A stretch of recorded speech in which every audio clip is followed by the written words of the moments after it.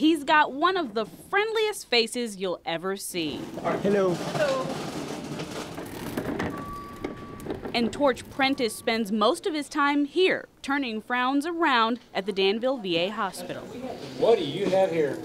I got some cookies for you. A lot of people don't realize it, that a lot of the veterans in the VA hospital really enjoy having company.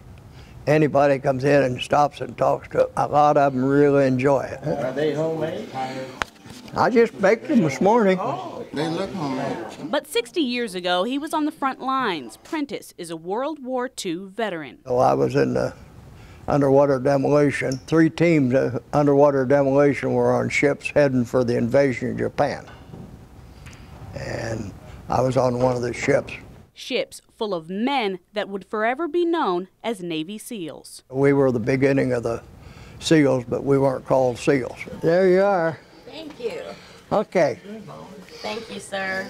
Prentice was an orphan. With no one waiting for him after the war, he moved to Danville with a friend and stayed. Oh, I like to meet people. I believe in the country and the flag, and I believe in helping veterans, other veterans.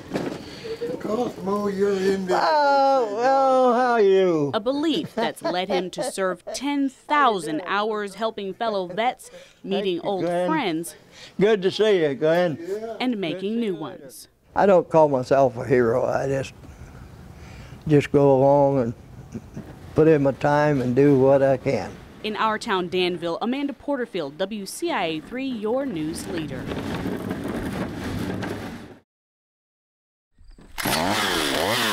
Some people don't maybe understand, but I believe the good Lord has given us all a gift, and mine seems to be able to take a chainsaw and turn a piece of wood into something that represents another form of life.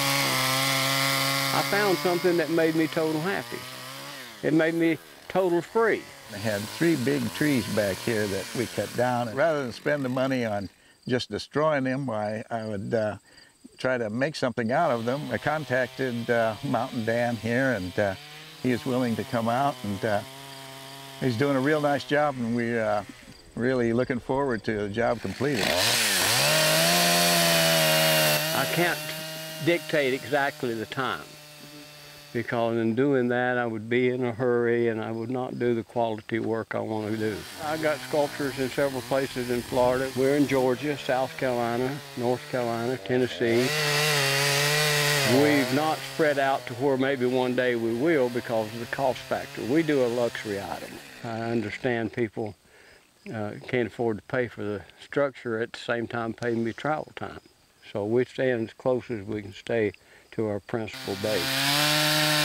They try to be totally unobtrusive, but you know, it's good to have them, and it's an adventure for us. We're learning from him, and hopefully maybe he's learning from us, and maybe take a buck or 2 back to North Carolina, I don't know. This is the second time since I've been in this, in 10 years, we've had people furnish us a place to stay. We don't see them. They don't hang around. They're just wonderful, perfect guests.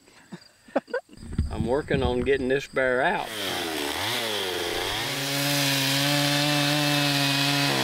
We're treated with the utmost respect, and that's what we like. You know, I mean, working people, all classes of people, but this is like a second home to us. When I got in this, I found a place that I not only can enjoy working and making a decent living, but I can share with those around me. God would never give me a gift and not be prepared to take care of me with that gift. Well, I trust mine.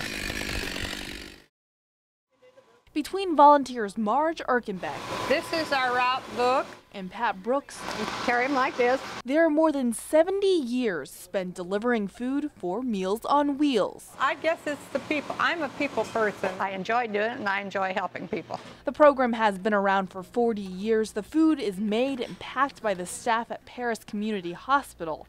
More than 200 meals go out a week. Brenda Boots works in the kitchen. It means a lot. You know, I've talked to some And without this meal, it may be the only meal they get a day. Boots says drivers like Pat and Marge, they're always in short supply.